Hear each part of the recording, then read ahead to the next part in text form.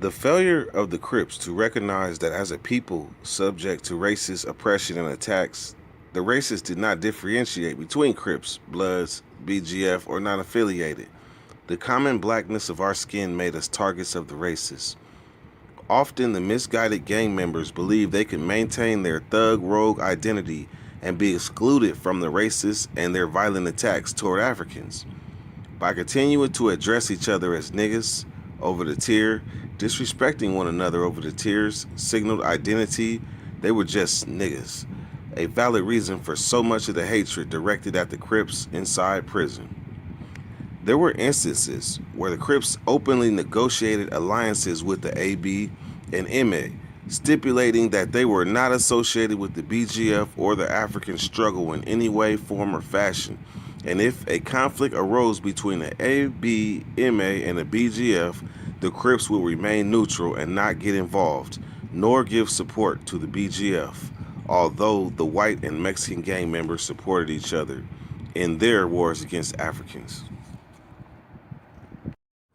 June 1984, at Old Folsom State Prison, the MA stabbed a member of the BGF named Utu, short for Toussaint. Fights broke out throughout the prison and it was placed on lockdown, and in the following days, MA claimed they wanted to negotiate what had taken place and resolve the matter to keep further incidents from taking place and keep the prison from going on extended lockdown status without visits. The brothers on the main line went for it, relaxed their guards, and when gathering for the meeting with the inmates, they were attacked. Several Africans and Mexicans were stabbed. One Mexican was shot and killed on the chapel steps trying to stab another. The prison was placed on total lockdown. In the aftermath of what was being called a race riot, prison administrators began systematically to lock up all known members and associates of the BGF, the MA, and placing them on lockdown in a newly opened emergency housing unit. This sweeping lockup order was meant to prevent retaliation from the African prisoners.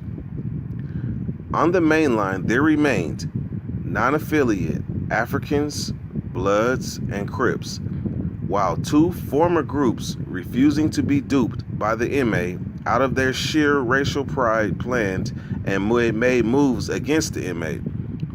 The Crips, on the other hand, after being told by the MA that their fight was against the BGF, only turned their backs and claimed they were not involved in what was clearly a racist attack on Africans.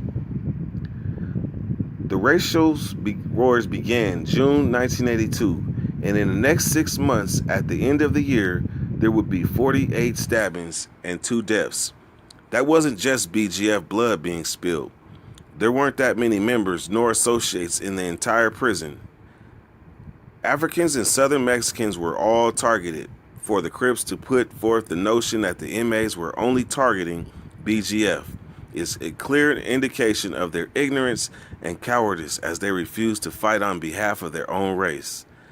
It should be noted that not all the Crips followed the lead, as there were many who would ignore their leadership and carry major moves against those who were attacking brothers on the other side of the wall known as Bloods and Pyrus on Old Folsom's main line, who sold out their race by assisting the Mexicans with their supply lines of weapons, hiding knives from Mexicans during searches, and would actually point to the enemy who they thought were the strong brothers or potential leaders capable of attacking Southern Mexicans. Finally, in mid-1984, the main leader of the Crips, Delano Johnson, was forced off the main line by his own people. When he arrived in the chute, he was placed in protective custody, PC, for his own safety. After his removal, the Crips would join forces with their brothers as the Rage War raced on for another year until a truce was worked out amongst leaders from all factions in June 1985.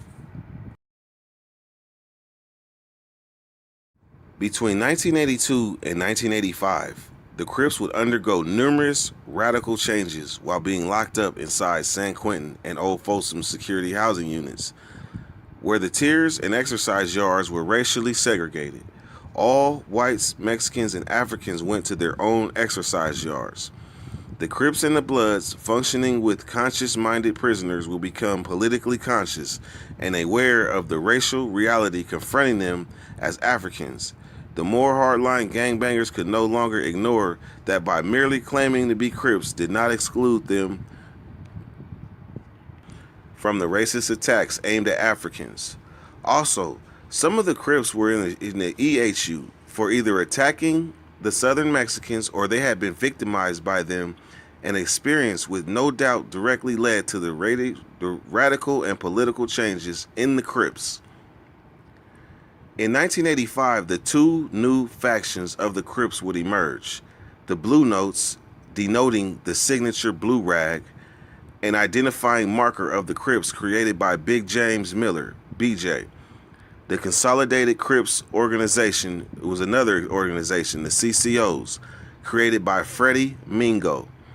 Both of these newly designed organizations attempted to structure themselves along semi-revolutionary lines by incorporating political and military rules and guidelines extracted from the Constitution and the Code of Ethics from the Black Guerrilla family, whose members over the years had worked so closely with both the leaders of the Crips and Bloods housed inside the SHU throughout California prisons. The Bloods and Pirus in previous years had aligned themselves with the BGF and progressively minded African prisoners. In 1981, the creation of the UBN, the United Blood Nation. Stay tuned. Chapter 3 coming soon.